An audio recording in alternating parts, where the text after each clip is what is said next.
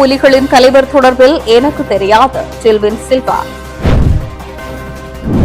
ஆரோக்கியமான இளைஞர் சமூகத்தை உருவாக்க அனைவரும் ஒன்றிணைவோம் கடற்தொழில் அமைச்சர் அறைகூவல். 13 முழுமையாக நடைமுறைப்படுத்த உறுதி பூண்டுள்ளேன் கனடா தூதுவரிடம் சஜித் பிரேமதாச திட்டவட்டம். அமெரிக்க இலங்கை இருதரப்பு உறவுகளை வலுப்படுத்த முக்கிய கலந்துரையாடல். பசிலை இலங்கைக்கு அழைத்து வருவதில் நாமலுக்கு காத்திருக்கும் சவால் நாட்டுக்கு திரும்பியவுடன் கைது. ரணிலிடம் ஆட்சியை ஒப்படைப்பதே ஒரே தீர்வு அனுரவுக்கு சென்று அறிவுரை. ராணுவ புலனாய்வு வட்டாரத்தில் அல்பா என அழைக்கப்பட்ட கோட்டா பகீர் தகவல்கள். டக்ளஸ் தேவானந்தா ஆசாத் மௌலானா ஆகியோருக்கு இடையிலான உறவு திடுக்கிட வைக்கும் தகவல்கள். 2026 மாகாண சபை தேர்தல் யாழில் வைத்து சில்வின் சில்வா வெளியிட்டு அறிவிப்பு. FBI புலனாய்வு குழு இலங்கையில் அமெரிக்க தூதரகம் வெளியிட்டு முக்கிய அறிவிப்பு. கரடியனாறு போலீஸ் நிலைய தடுப்பு காவலில் உயிரிழந்த கைதே. அடுத்து வரும் 3 நாட்களுக்கு வானிலையில் ஏற்படவுள்ள மாற்றம் பொதுமக்களுக்கு விடுக்கப்பட்டுள்ள எச்சரிக்கை.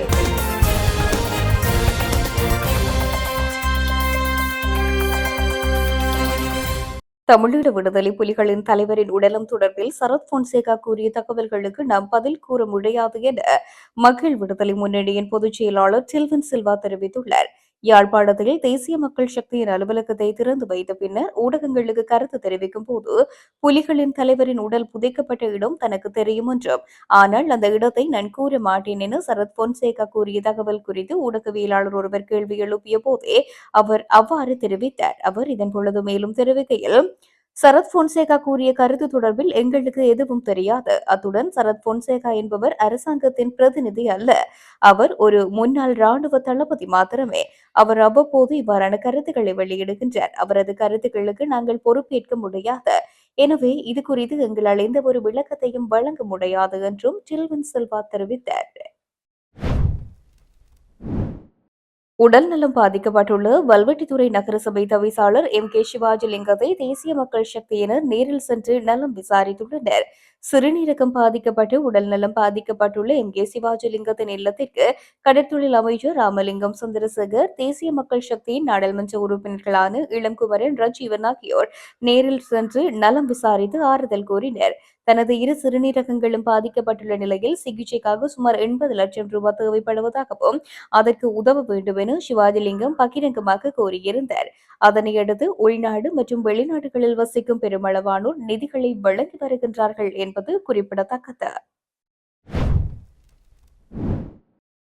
மாகாண சபை தேர்தல்களை நடத்துவது ஜனநாயகத்தின் இன்றியமையாத அங்கமாகும் என்று குறிப்பிட்டுள்ள எதிர்க்கட்சித் தலைவர் சஜித் பிரேமதாச அரசமைப்பின் 13வது திருத்தத்தை முழுமையாக நடைமுறைப்படுத்துவதற்கான தனது உறுதியான அரசியல் அர்ப்பணிப்பை மீண்டும் ஒருமுறை உறுதிப்படுத்தியுள்ளார். எதிர்க்கட்சித் தலைவர் சஜித் பிரேமதாசவுக்கும் இலங்கை மற்றும் மாலைதீவு ஆகிய நாடுகளுக்கான கனடா உயர்ஸ்தானிகரான இசபெல் கெதரின் மார்டினுக்கும் இடையிலான விசேட சந்திப்பு கொழும்பில் உள்ள எதிர்க்கட்சித் தலைவர் அலுவலகத்தில் இடம்பெற்றது. இதன்போது அவர் மேற்கண்டவாறு தெரிவித்தார். இந்த சந்திப்பில் ஜனநாயக ஆட்சி, மனித உரிமைகள் மற்றும் நீடித்த இன நல்லிணக்கம் தொடர்பாகவும் இரு தரப்பினரும் கருத்துக்களை பரிமாறிக்கொண்டனர். இதன்போது இலங்கை எதிர்கொள்ளும் பேரண்ட பொருளாதார சவால்கள் குறித்தும் திட்வா சூறாவளி பேரழிவுக்கு பின்னர் நாட்டை பாதித்துள்ள சமூக பொருளாதார சவால்கள் தொடர்பிலும் விரிவாக கலந்துரையாடப்பட்டது.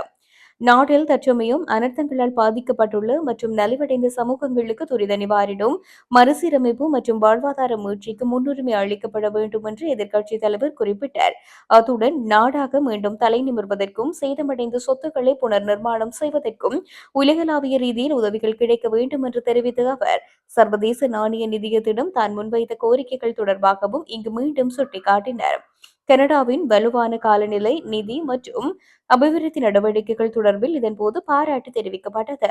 விசேடமாக காலநிலை, ஸ்மார்ட் கமத்தொழிலை வலுப்படுத்துதல், நிலைபெறான காணி பயன்பாடு தொடர்பான நீரேந்து முகாமைத்துவத்தை மேம்படுத்தல் ஆகியவற்றோடு இலங்கையில் வறண்ட காலநிலையை கொண்ட உலர்வலய பகுதி முழுவதும் வாழும் பெண் விவசாயிகளை மேம்படுத்துவதை நோக்கமாக கொண்டு கனேடிய டாலர் 5 மில்லியன் நிதி ஒதுக்கீட்டில் முன்னெடுக்கப்படும் ஆக்சஸ் ஸ்ரீலங்கா திட்டத்திற்கு எதிர்க்கட்சித் தலைவர் சஜித் பிரேமதாச தனது பாராட்டுகளை தெரிவித்தார்.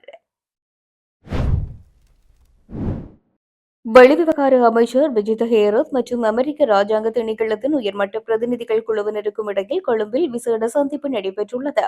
அமெரிக்கா மற்றும் இலங்கை ஆகிய நாடுகளுக்கு இடையிலான இருதரப்பு உறவுகளை மேலும் ஆழமாகவும் விரிவாகவும் வலுப்படுத்துவது குறித்து இந்த கலந்துரையாடல் இடம்பெற்றுள்ளது.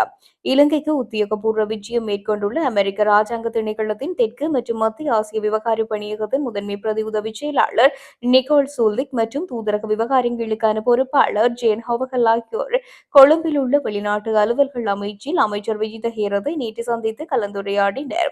இரு நாடுகளுக்கும் இடையிலான பல தசாப்த கால நீண்டகால நட்புறவை அடுத்த கட்டத்துக்கு நகர்த்துவது குறித்து இந்த சந்திப்பில் இருதரப்பும் விருப்பம் தெரிவித்தனர். குறிப்பாக இந்திய பெருங்கடல் பிராந்தியத்தில் பிராந்திய ஸ்திரத்தன்மை மற்றும் ஒட்டுமொத்த பாதுகாப்பு தன்மையை பேணுவதில் இருதரப்பும் இணைந்து செயல்படக்கூடிய மூலோபாய வழிமுறைகள் குறித்து விரிவாக ஆராயப்பட்டது. இரு நாடுகளுக்கும் இடையிலான பரஸ்பர பொருளாதார உறவுகளை மேம்படுத்துவதுடன் வர்த்தகம் மற்றும் முதலீட்டு துறைகளில் இருதரப்பு மேம்பட்ட ஒத்துழைப்புக்கான புதிய வாய்ப்புகள் குறித்து பேசப்பட்டது. அத்துடன் இரு நாடுகளுக்கும் பரஸ்பர நலன் சார்ந்த பிராந்திய முக்கியத்துவம் வாய்ந்த ஏனைய விடயங்கள் குறித்தும் இதன்போது விரிவாக கலந்துரையாடப்பட்டன என்று கொழும்பில் உள்ள அமெரிக்க தூதரகம் விடுத்துள்ள செய்திக்குறிப்பில் தெரிவிக்கப்பட்டுள்ளது. ராஜதந்திர முக்கியத்துவம் தொடர்பாகவும் பேசப்பட்டது. இலங்கையின் தற்போதைய புதிய அரசின் கீழ் பிராந்திய ராஜதந்திர சமநிலையை பேணுவதிலும் அமெரிக்காவுடனான பொருளாதார மற்றும் பாதுகாப்பு பங்கீடுப்பை தொடர்வதிலும் இந்த உயர்மட்ட அமெரிக்க குழுவின் விஜயம் முக்கிய மைல்கல்லாக பார்க்கப்படுகின்றது. ஃபசில் ராஜபக்ஷவை முடியுமாக இருந்தால் மீண்டும் நாட்டுக்கு அழைத்து வருமாறு நாடாளுமன்ற உறுப்பினர் நாமல் ராஜபக்ஷவுக்கு பிரதி அமைச்சர் பிரசன்ன குணசேன சவால் விடுத்துள்ளார். கொழும்பில் நடைபெற்ற நிகழ்வொன்றில் கலந்து கொண்டு பேசிய போதே அவர் குறித்த சவாலை விடுத்துள்ளார். அங்கு தொடர்ந்து பேசிய அவர் சமீபத்திய நீதிமன்ற நிகழ்வுகள் ராஜபக்ஷ குடும்ப உறுப்பினர்கள் மீதான அழுத்தத்தை அதிகரித்துள்ளது. ஃபசில் ராஜபக்ஷவின் மோசடி சொத்து குவிப்பு தொடர்பில் அவருக்கு பிடியாணை பிறப்பிக்கப்பட்டுள்ளது. எனவே முடிந்தால் ஃபசில் ராஜபக்ஷவை நாட்டிற்கு திரும்பிக் கொண்டு வாருங்கள் என்று ஸ்ரீலங்கா பொதுஜன கட்சியின் நாடாளுமன்ற உறுப்பினர் நாமல் ராஜபக்ஷவுக்கு சவால் விடுக்கின்றேன். கடந்த காலங்களில் ராஜபக்ஷக்கள் மீது எவ்வகையான பாரிய குற்றச்சாட்டுகள் சுமத்தப்பட்டாலும் அவற்றை பொதுமக்கள் பொருட்படுத்தவில்லை. ராஜபக்ஷக்கள் மீது எந்த நடவடிக்கையும் எடுக்க முடியாது என்பதே கடந்த காலத்தில் வலுவான நம்பிக்கையாக இருந்தது. ஆனால் இப்போது அவர்களுக்கு எதிராக பல சட்ட வழக்குகள் நிலுவையில் உள்ளன. ஜனாதிபதி மற்றும் பொது தேர்தல்களின் போது ஊழல் நிறைந்த நிர்வாகம் என்று அவர்களை நாங்கள் குற்றம் சாட்டியிருந்தோம். பொதுமக்களும் அவர்களுக்கு எதிராக ஏற்கனவே தங்கள் தீர்ப்பை வழங்கிவிட்டனர். சமீபத்தில் ஒரு வழக்கில் ஃபசில் ராஜபக்ஷ மீது பிடியாணை பிறப்பிக்கப்பட்டுள்ளது. வரும் காலத்தில் ஊழல் குற்றச்சாட்டுக்குள்ளானவர்கள் மீது பாரபட்சமின்றி நடவடிக்கை எடுக்கப்படும் என்று பிரதி அமைச்சர் பிரசன்ன குணசேன வலியுறுத்தினார். தற்போதைய அரசின் முறைமையற்ற பொருளாதார முகாமைத்துவம் மற்றும் பொய் பிரச்சாரங்கள் காரணமாக நாடு மீண்டும் கடுமையான டொலர் நெருக்கடிக்குள் தள்ளப்பட்டுள்ளதுடன் நாட்டை மீட்டெடுக்க ரணில் விக்ரமசிங்கவிடம் ஆட்சியை ஒப்படைப்பதை தவிர வேறு மாற்று வழியே இல்லை என்று அபிமானி ஜனஜய கட்சியின் தலைவர் பிரதீப் சார்ல்ஸ் தெரிவித்தார். கொழும்பில் உள்ள கட்சியின் தலைமையகத்தில் நேற்று நடைபெற்ற விசேட ஊடகவியலாளர் சந்திப்பில் கலந்து கொண்டு கருத்து தெரிவித்த போதே அவர் தற்போதைய ஆட்சியாளர்கள் மீது கடுமையான விமர்சனங்களை முன்வைத்தார். கடந்த காலத்தில் மகிந்த ராஜபக்ஷவின் தரப்பினர் திருடுவதாக குற்றம் சாட்டி வெளிநாட்டு ஊழியர்களை இலங்கைக்கு டொலர்களை அனுப்ப வேண்டாம் என தடுத்த வசந்த சமரசிங்க போன்றவர்கள் இன்று $10 அனுப்புமாறு ஊடகங்களுக்கு முன்னால் கெஞ்சும் நிலைக்கு தள்ளப்பட்டுள்ளனர் என்றும் அவர் சாடினார். அவர் இதன்பொழுது மேலும் தெரிவிக்கையில் மத்திய வங்கியின் பிரதான திரைசேரிகளில் உள்ள டொலர்களுக்கே ஹேக்கர்கள் கை வைக்கும் ஒரு துரதிருஷ்டவசமான சூழல் இன்று நாட்டில் நிலவுகின்றது. இதனால் வெளிநாட்டு ஊழியர்கள் கஷ்டப்பட்டு உழைத்து அனுப்பும் பணத்தை பலவத்தை ஹேக்கர்கள் திருடி விடுவார்கள் என்ற நியாயமான அச்சம் அவர்களுக்கு ஏற்பட்டுள்ளது. இந்த உளவியல் ரீதியான பயமே நாட்டின் டொலர் வரத்து வீழ்ச்சியடைவதற்கு பிரதான காரணமாகும்.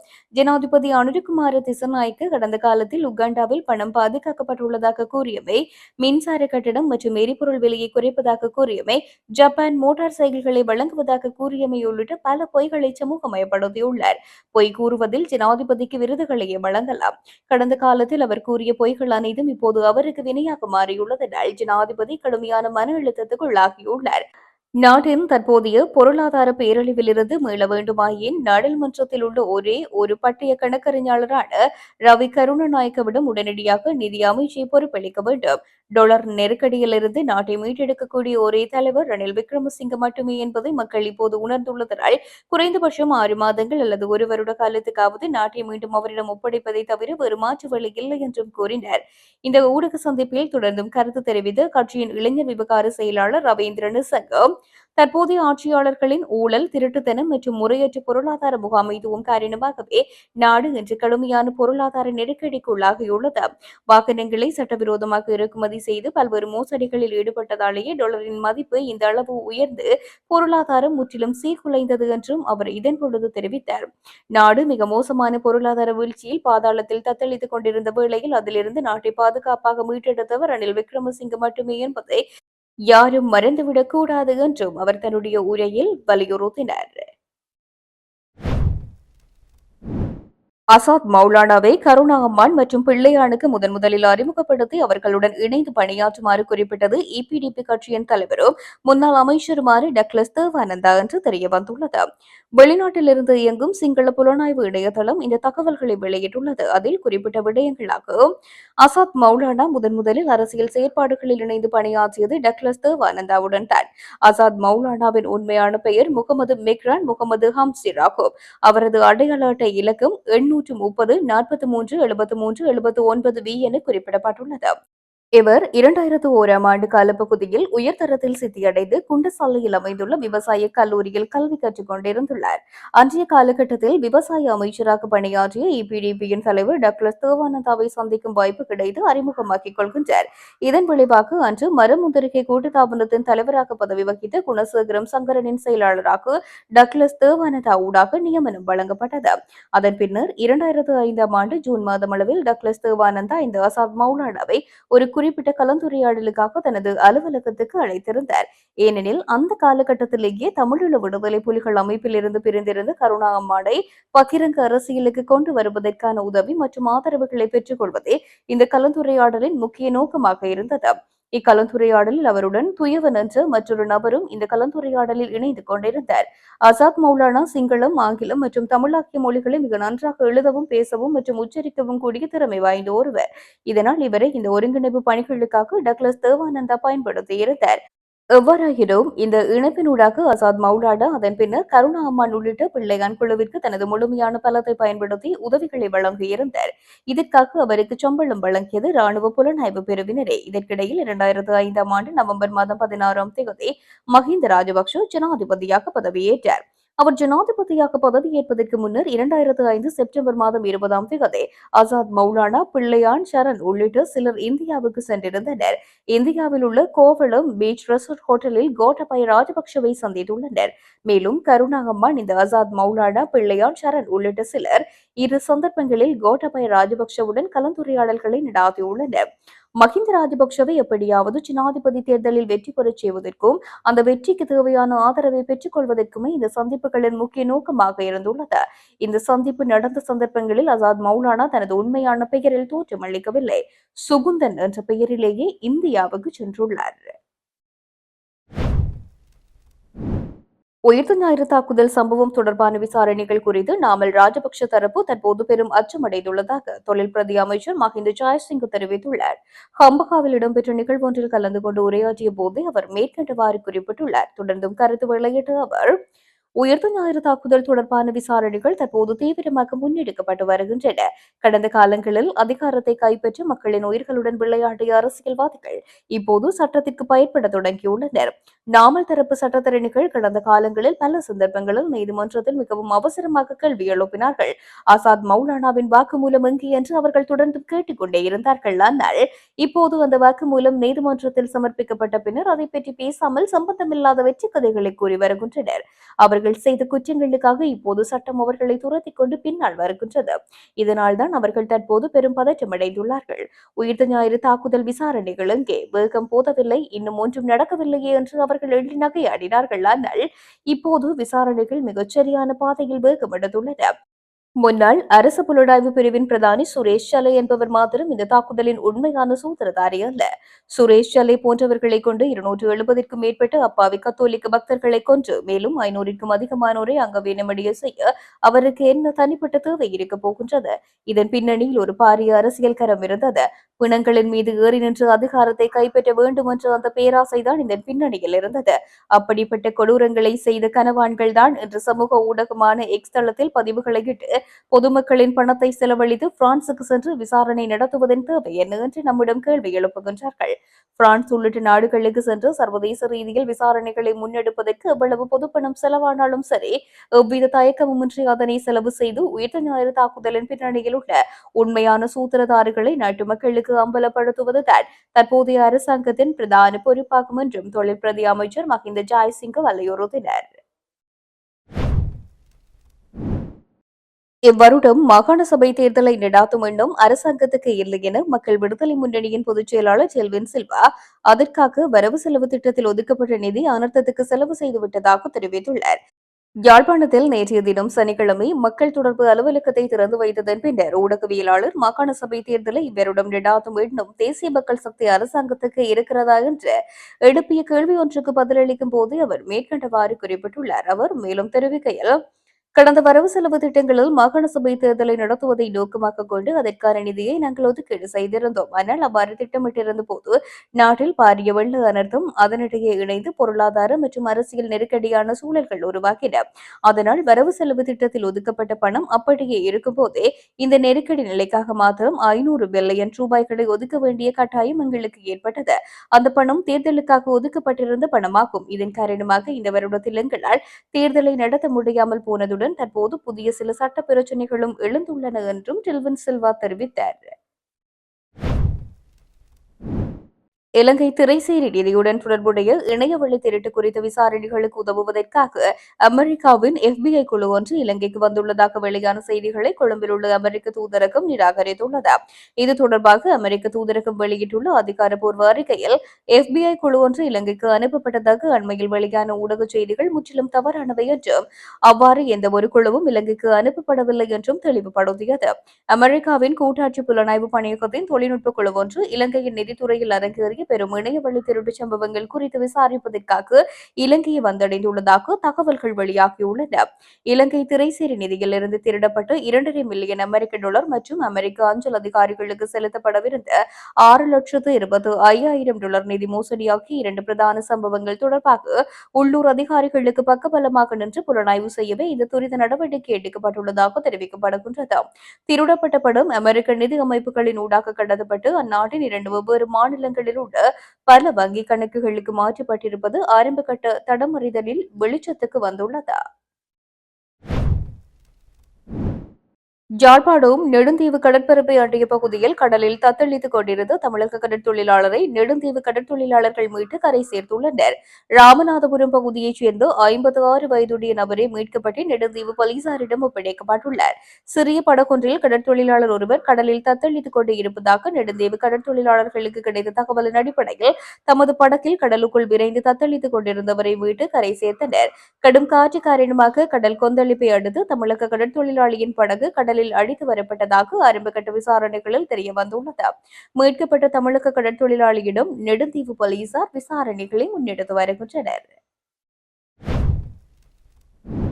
மட்டக்களப்பு மாவட்டத்தின் கரடியனாறு போலீஸ் நிலையத்தில் தடுப்பு காவலில் இருந்த கைதி ஒருவர் உயிரிழந்துள்ளார். கரடியனாறு கித்துல் பிரதேசத்தை சேர்ந்த சுப்பையா வசந்தகுமார் என்கின்ற 50 வயதுடையவரை உயிரிழந்துள்ளார். குறித்த நபர் மதுபானம் அருந்திவிட்டு அடிக்கடி வீட்டில் தகராறில் ஈடுபட்டு வந்த நிலையில் குறித்த நபரின் மனைவி கரடியனாறு போலீஸ் நிலையத்தில் செய்த முறைப்பாட்டினை அடுத்து போலீசார் வீட்டிற்கு சென்று அவரை கைது செய்தனர். இது தொடர்பிலான விசாரணைக்காக கரடியனாறு போலீஸ் நிலையத்தில் தடுத்து வைக்கப்பட்டு சற்று நேரத்தில் மயக்க நிலையடைந்ததாகவும் வைத்தியசாலைக்கு கொண்டு செல்லப்பட்ட வேளை அவர் மரணமடைந்ததாகவும் போலீசார் தெரிவித்தனர். எனினும் குறித்த நபர் போலீசாரினால் தாக்கப்பட்டு உயிரிழந்துள்ளதாக உயிரிழந்தவரின் உறவினர்கள் தெரிவிக்கின்றனர். இவரது சடலம் கரடியனாறு வைத்தியசாலையில் வைக்கப்பட்டுள்ளதுடன் இது தொடர்பான மேலதிக விசாரணைகளை பவனதீவு போலீசார் முன்னெடுத்துள்ளனர். எதிர்வரும் மே 26 அல்லது 27ஆம் திகதிகளில் தென்மேற்கு பருவப்பெயர்ச்சி காலநிலை நாட்டை வந்தடையக்கூடும் என்பதனால் அந்த நாட்களில் நாட்டின் தென்மேற்கு பிராந்தியத்தில் மழை வீழ்ச்சி அதிகரிக்கக்கூடும் என வளிமண்டலவியல் திணைக்களம் எதிர்ப்பு கூறியுள்ளது. குறிப்பாக மே 26, 27 மற்றும் 28 ஆகிய திகதிகளில் மழைப்பொழிவு சற்றே அதிகரிக்கும் என்றும் திணைக்களம் தெரிவித்துள்ளது. இதேவேளை சுற்றியுள்ள கடல் பகுதிகளுக்கான அடுத்த 24 மணி நேர வானிலை முன்னறிவிப்பு வெளியிடப்பட்டுள்ளது. இதற்கிடையில் வங்காள விரிகுடா மற்றும் அரபிக்கடலில் அடுத்த 3 நாட்களில் பகுதிகளுக்கு பலத்த காற்று மற்றும் கடல் கொந்தளிப்பாக இருக்கும் என வானிலை முன்னறிவிப்பு வெளியிடப்பட்டுள்ளது. கொழும்பு மற்றும் காலி வழியாக புத்தளம் முதல் ஹம்பாந்தோட்டை வரையிலான கடலோர பகுதிகளில் ஆங்காங்கே மழை அல்லது இடியுடன் கூடிய மழை பெய்யும் என்று குறிப்பிடப்படுகின்றது. மாலை அல்லது இரவு நேரங்களில் நாட்டை சுற்றியுள்ள மத்திய கடல் பகுதிகளில் சில இடங்களில் மழை அல்லது இடியுடன் கூடிய மழை பெய்யக்கூடும். தென்மேற்கிலிருந்து வீசுகின்ற காற்றினுடைய வேகம் மணிக்கு சுமார் 30 முதல் 40 கிலோமீட்டராக இருக்கும். காங்கேசன்துறை முதல் புத்தளம், கொழும்பு, காலி மற்றும் ஹம்பந்தோட்டை முதல் பொத்துவில் வரையிலான கடலோர பகுதிகளில் காற்றின் வேகம் அவ்வப்போது மணிக்கு சுமார் 50 முதல் 60 கிலோமீட்டர் வரை அதிகரிக்கக்கூடும். நாட்டை சுற்றியுள்ள மத்திய கடல் பகுதிகளில் காற்றின் வேகம் அவ்வப்போது மணிக்கு சுமார் 50 கிலோமீட்டர் வரை அதிகரிக்கக்கூடும் என்றும் தெரிவிக்கப்படுகின்றது.